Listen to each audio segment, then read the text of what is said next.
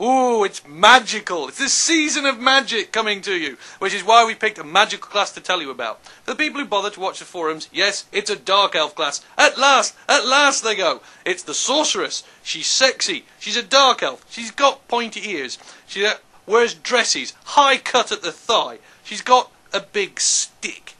She wanders around elegantly, twiddling her fingers with very nasty nails on, casting awesome magic. This is death magic. From the background, the sorceresses are these marvellous school of magic that Malekith, leader of the Dark Elves, uses to marshal all the forces of energy and attack and danger and death magic and awesomeness. They have great big schools and they wander around and cause an awful lot of trouble.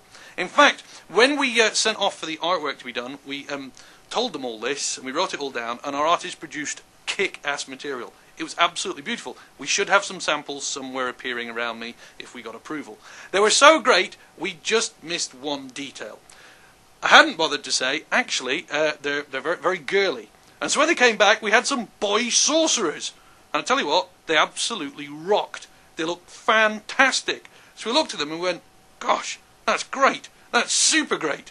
That's beyond fabulous. And then we thought, are we allowed them? So we went back, looked in the history, and we are! That's the beauty of doing a game like this.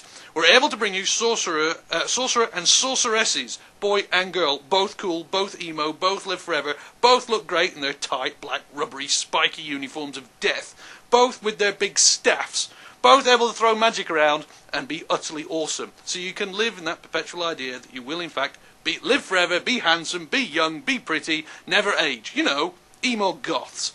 They're coming, they're great. On to the mechanics. So that's the background, that's the awkward bit for the fans. Let's get to the important bit. What do you actually do? Well, you fire around spells, obviously, with a big stick, obviously, and you're throwing dark magic. That's the magic lore that they use.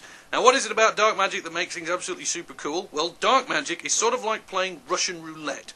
You start with one bullet in your gun, firing a dark magic spell, and you go, boom, and kill people. All got great names, Chill Wind, stuff like that. The more dark magic you use, effectively, the more bullets you're putting in your Russian roulette gun. The more chance you have of blowing yourself to pieces. And the more dark magic you use, the more powerful you get at it, the more damage you do, the more horror you create. However, the longer you use it, the bigger the chance that dark magic will rip into the reality and blow you to pieces and do an immense amount of damage and hurt you. So you're sort of playing a guessing game. Do I keep blowing things up and run the risk of blowing myself up, or do I hold back? Do I wait? Do I allow it to drain away from me and siphon off before I go out for it again? When you're in those twitchy combat moments, you go for it just to kill the big giant, and instead your head explodes. It's chaos, baby. You're going to love it. The Sorcerer.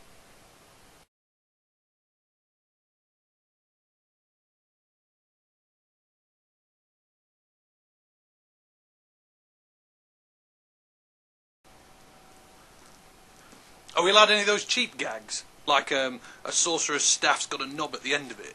Anything like that? Or, no.